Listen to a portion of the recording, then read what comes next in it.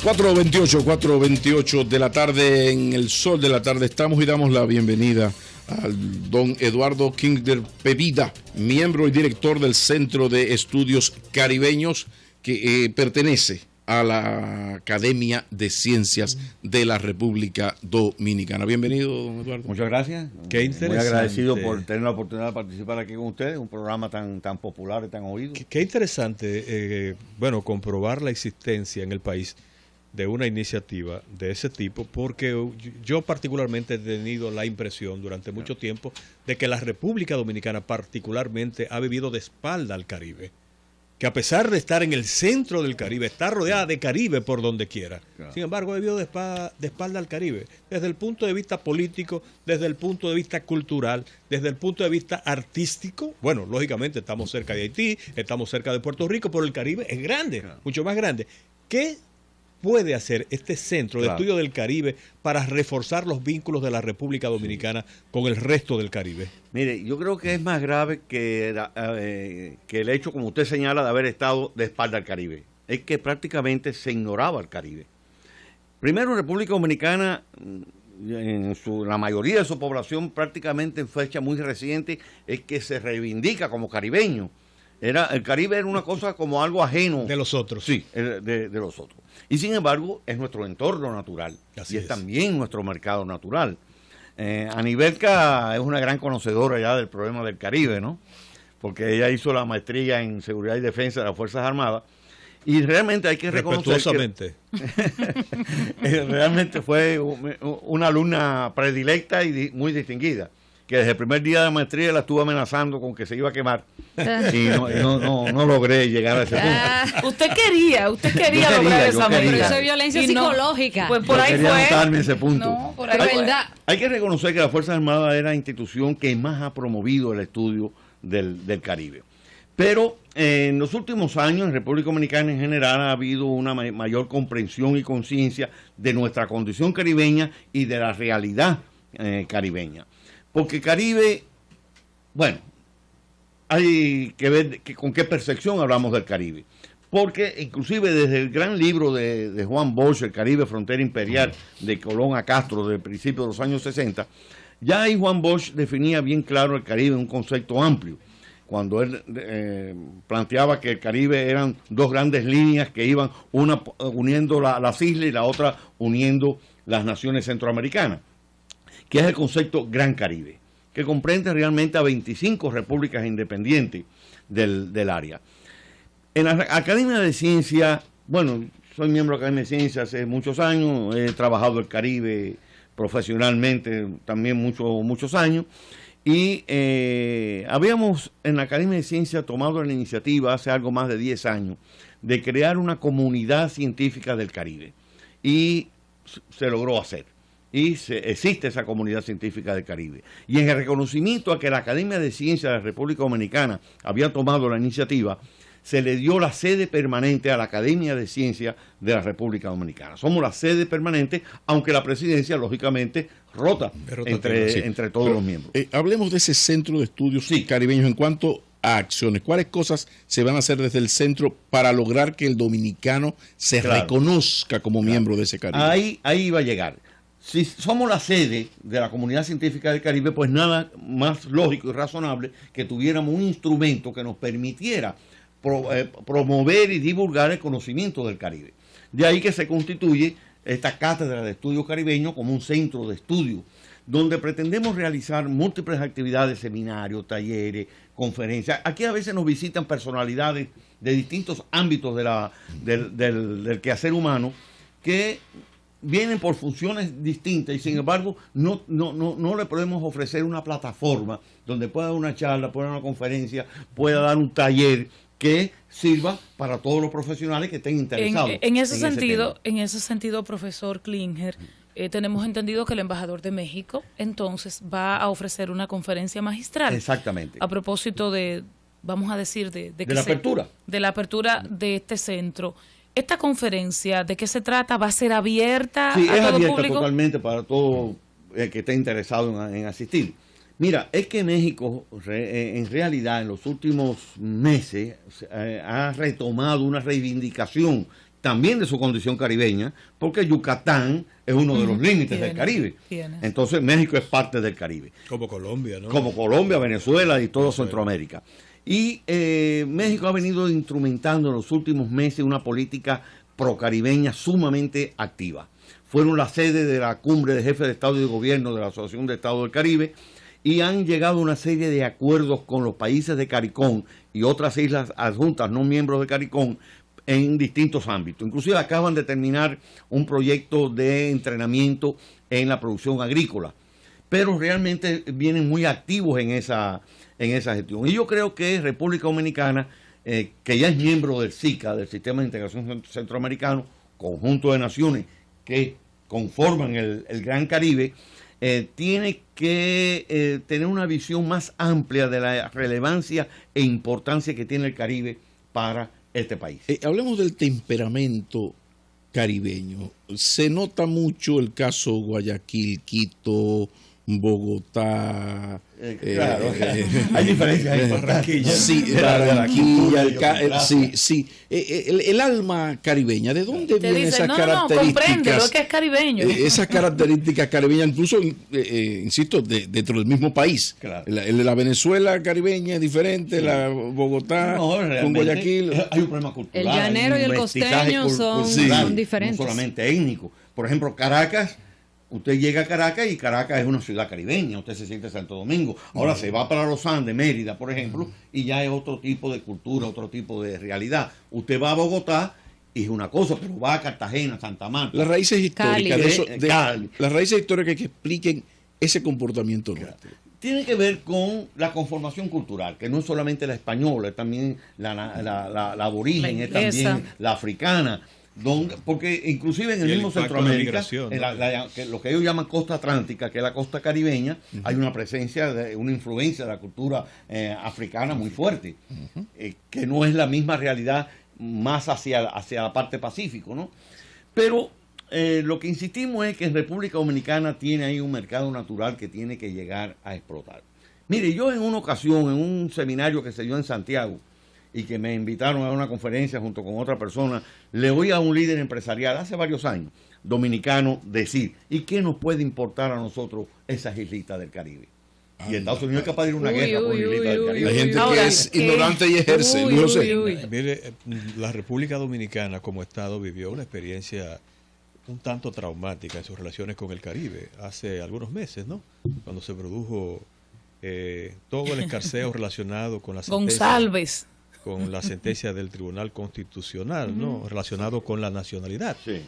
De pronto se produjo una reacción casi generalizada de los países del Caribe. Y la República Dominicana, uno sentía que no tenía la conexión suficiente, la plataforma necesaria para lograr una respuesta y dar las explicaciones. Y se sentía distante de ese Caribe que fue solidario con una posición, ¿no? Pero que coincidían en cuestionar casi de manera unánime una posición de la República Dominicana. Bueno, quizás esa fue una experiencia que puede ayudar a la República Dominicana a entender la necesidad de establecer unos vínculos más directos y más solidarios con la región del Caribe. Pero es importante hacer entender a la región del Caribe la realidad dominicana. Yo creo que la respuesta del presidente Danilo, que creo que fue genial, y que es un buen ejemplo de lo que hay que tratar de hacer comprender en el exterior, se queda ahí, se queda en una conferencia, se vio y demás, pero se requiere un programa permanente de la Cancillería Dominicana en donde se haga saber y comprender cuál es esa realidad dominicana, que no se entiende, y como no se entiende, no se conoce, pues hay diversas interpretaciones. Porque hablar de República Dominicana como un país racista, un país que tiene un gran arcoíris racial, donde la mayoría de la población es de origen negro, africano, mulata. Somos mulatas, seres. Sí. Somos mulatos. Pues realmente es un gran disparate. Pero es que tenemos que tener una Cancillería que tenga en mente que uno de sus objetivos de política exterior en todas y cada una de las misiones en el exterior, ya sean consulados, aunque sean honorarios, ya sean embajadas, misiones culturales, misiones políticas, hacer conocer la realidad dominicana. ¿Qué tanto está perdiendo? Porque creo que en este tipo de relaciones podemos hablar de pérdidas económicas, amén de culturales y demás, por estar en el Caribe, pero a la vez no estar. Un poco como decía aquella publicidad. Somos Caribe, pero de una u otra manera el Caribe no nos asume como parte de, y nosotros tampoco nos asumimos como parte de. Entonces es más fácil volar de República Dominicana a Madrid a un día de distancia que volar de República Dominicana a Trinidad y Tobago o a cualquier, la isla de la Reunión o cualquier otro punto. ¿Y cómo evalúa usted lo que está haciendo ni siquiera el gobierno, el sector privado inclusive, para acercarse al Caribe? Hay una comprensión creciente, entiendo yo, del sector privado de la importancia del Caribe. De ahí que en estos momentos realmente podamos decir de que ha habido un crecimiento. Bueno, yo vi una cerveza dominicana en Martinica, no hace tanto. Sí, ya está que no había. Allá. Pero lógicamente todavía el peso mayoritario es de importaciones del Caribe más que de exportaciones nuestras, pero están creciendo las exportaciones. Ya en estos momentos estamos exportando a Caribe Caricón, por ejemplo, Caribe Caricón, más de 150 millones de dólares. Pero siempre nos han visto como una suerte de amenaza en el Caribe Caricón, porque el tamaño de la economía dominicana es muy grande. Tenemos que superar también esos prejuicios. Porque, por ejemplo, a pesar de la crisis y todo eso, el Producto Interno Bruto de Cuba es mayor que el de República Dominicana, porque es un país más grande. Y las relaciones del Caribe Caricón con Cuba son estrechas e intensas. Y por lo tanto tenemos que nosotros también superar ese prejuicio, porque ese prejuicio... No, pero no es un prejuicio, ¿no? Eso es real. En las discusiones, el cuerpo diplomático de algunas islas... ni siquiera las voy a mencionar para no echar más limón, ¿verdad que sí? Porque finalmente esto es, digamos que pasado reciente. Es que no nos ven como amigos no nos ven, exacto, no nos ven como no amigos. hemos tenido una política caribeña. ¿Qué presencia tenemos nosotros en el Caribe? Ahora, a partir de los gobiernos de Leonel Fernández hasta ahora, es que tenemos una embajada en Trinidad y Tobago y una embajada en Jamaica y un consulado en Antigua. Eso, Venezuela tiene todas las islas, pero hay una parte como centro. ¿Cómo van ustedes a animar, por ejemplo, al Estado Dominicano para que se involucre en esta iniciativa de acercamiento científico y cultural con el resto del Caribe? Somos un centro de estudios, somos un centro académico. Correcto. Y lo que pretendemos es tener la suficiente apertura y el suficiente alcance para todos nuestros estudios, todas nuestras actividades tengan una irradiación, tanto hacia el sector privado como hacia el sector público. Y hacer participar, pretendemos que logremos hacer participar al sector público y al sector empresarial en nuestras actividades. Sí, don Eduardo, pero hay un punto importante.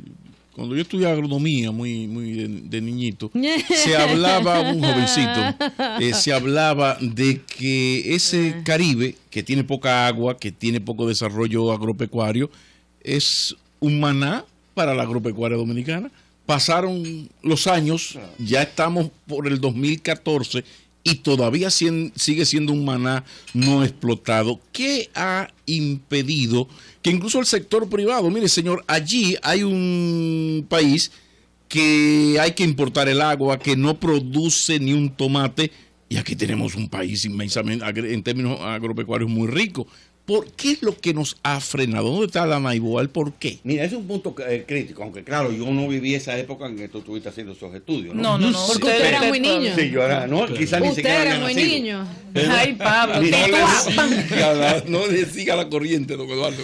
Mira, un académico. Hubo un periodo. Y eso que él le dice don, tú sabes, pero... Hubo un periodo que República Dominicana se le decía el granero del Caribe, porque era el país que realmente suministraba importantes renglones alimenticios al Caribe. Sin embargo, eso se perdió, porque realmente al Caribe no le hemos prestado atención. Y hay esa percepción de que son pequeñas islitas, que en determinados momentos un sector empresarial tuvo, como la anécdota que yo le señalé. Pero hay una realidad. El Caribe, Caricón, vamos a decir Caricón, sin Haití, para no distorsionar el análisis, sin Haití, son unos 7 millones de habitantes, pero más de 20 millones de turistas. Sí. Y las que no pueden producir lo que ellos necesitan para darle respuesta a la demanda del turismo. Ese Caribe pequeño, de islitas pequeñas que nos rodean, importan más de 10.000 millones de dólares anuales, de los cuales unos 6.000 millones son de alimentos. Pero Barbados, por ejemplo, recibe el doble de los turistas de crucero que vienen a la República Dominicana. Perfectamente. 4 millones. 4 millones de turistas pasan precisamente por Barbados. Y comen, entonces Barbados compran, por ejemplo, productos, artesanía, todas esas cosas que podría proveerla la República Dominicana. Solamente, vamos a ser muy modestos. Si nosotros solamente de esos 6.000 millones aproximadamente de importación de alimentos que recibe el Caribe todos los años, solamente le suministráramos 500, 600, un 10%. Ustedes saben lo que estamos hablando de suministrar al Caribe en nuestro entorno. Además, con un 500, 600 millones de dólares de exportación. Con un costo de transporte mucho más económico muy para cualquier otra parte del mundo. Muy competitivo. Pero miren, en una ocasión, hace unos años, yo hablaba con un empresario que me decía que él había estado exportando 7, 8, 10, 12, 15 furgones semanales de vegetales y verduras a Puerto Rico. Y que había dejado de exportar, que apenas estaba exportando 1 o 2. Y le digo, ¿y por qué esa crisis de producción? Dice, no es crisis de producción. Es que, insólito, Costa Rica y Ecuador me han sacado del mercado puertorriqueño. ¿Cómo es posible? Usted coge un furgón, lo pone en una yola en Nietzsche, le da una patadita y llega solo. Lo sopla. ¿Cómo pueden competir? Sí, ¿cómo pueden competir con nosotros en Puerto Rico, en Jamaica, en el Caribe, en Antigua? ¿Cómo? Sí, realmente la política de Estado y un empresariado más agresivo. Profesor, ¿por qué sigue siendo el Caribe importante desde el punto de vista militar para las grandes potencias? Bueno, y va a ser cada vez más importante. ¿Por qué? Porque por el Caribe circula una buena parte del comercio internacional. Recordemos que esa cadena de bases militares norteamericanas que hubo en el Caribe, y que todavía queda algo como Guantánamo, era parte de la defensa del Canal de Panamá. El Canal de Panamá se está acrecentando. Van a pasar por ahí buques de 115.000 toneladas que ahora no pueden pasar, lo cual representa que un 5% aproximadamente del comercio internacional circula por el Caribe. Pero además, todo parece indicar que es una realidad que va al Canal de Nicaragua. Correcto, también. Sí. Que le iba a preguntar en ese sentido. Exacto. El Canal de Nicaragua no es exactamente una competencia con el Canal de Panamá. La característica del Canal de Nicaragua va a permitir que pasen buques que no pueden pasar por Panamá ni siquiera con la ampliación. De más calado. De más calado y mayor capacidad. Porque la ampliación de Panamá va a permitir que pasen los llamados buques post-Panamá, que tienen hasta 110, 115 mil toneladas. Pero el diseño del de Nicaragua es para que pasen los llamados post-Panamá Plus, que es hasta 250.000 toneladas. Que no pasan, no van a poder pasar ni siquiera. ¿Qué tan avanzado está el proyecto del Canal de Nicaragua? Bueno, acaban de presentar la confirmación de cuál sería la ruta que seguirían, los costos, el diseño, las características. Hay algunas y Nicaragua quiere, gobierno y sociedad civil nicaragüense lo quiere. Ya es una ley. Ya se aprobó una ley de concesión a la empresa china que lo va a hacer. Y todo indica que a finales de este año, principios del 2015, comenzaría la construcción, para que el primer barco pase por ahí en el 2020. Inclusive desde el punto de vista histórico ha habido una gran desconexión entre los países del Caribe. Por ejemplo, todos sabemos, porque lo recibimos prácticamente en la primaria, que las 3 carabelas de Cristóbal Colón, antes de llegar a este territorio de la Hispaniola, llegaron a una pequeña islita conocida como Guananí, que Colón bautizó como El Salvador. Si usted le pregunta a cualquier estudiante dominicano, posiblemente, ¿dónde queda Guananí? Posiblemente ni siquiera tengan una idea. ¿Entiendes? Entonces, esos son aspectos en los que hay que hacer énfasis, en conocer nuestra historia común. Pero no un estudiante de lo que estás mencionando, a nivel que fue testigo con profesionales, de que tú le mencionabas algunas islas del Caribe y llegaban hasta a preguntar que si eso estaba en África. ¿En serio? Sí, claro. ¿En serio? Sí, claro. Yo he vivido eso, yo imparto esa materia. Claro. Y le habla de países independientes del Caribe y te dice, pero eso no es una colonia. Y es nuestro entorno. Sí, la ignorancia dominicana en el tema de islas, y sobre todo islas anglófonas es terrible. Es terrible. No, y compartimos en la Asociación de África, Caribe y Pacífico, y aquello no sirvió de mucho. Pero el Cariforum. ¿Cariforum qué cosa es? Cariforum en estos momentos es solamente CARICOM más República Dominicana. Eso es Cariforum. Y Haití no está. Pero Haití ya es miembro de CARICOM. Ah, bueno, exacto. Al Haití entrar a CARICOM, porque antes de que Haití entrara a CARICOM, CARIFORUM era CARICOM más Haití y República Dominicana. Al ser Haití miembro de CARICOM, ahora es CARICOM más República Dominicana. Don Eduardo Kingler Pevida, muchísimas gracias. Es miembro y director del Centro de Estudios Caribeños, miembro de la Academia de Ciencias de República Dominicana, que presenta en sociedad este jueves 28 de agosto a su centro de estudios caribeños con una conferencia magistral del actual embajador de México en Dominicana. Va a ser en la academia, la conferencia, en la misma academia. En la calle Las Damas, en Ciudad Colonial. En Ciudad Colonial. ¿Es complicado el estacionamiento en esa zona? ¿O esa zona no está tan impactada? No, y de noche es más suave. Okay. Un placer. Siempre es recomendable llegar temprano. 4:49. Valioso aquí. Muchas gracias. Cambio y fuera.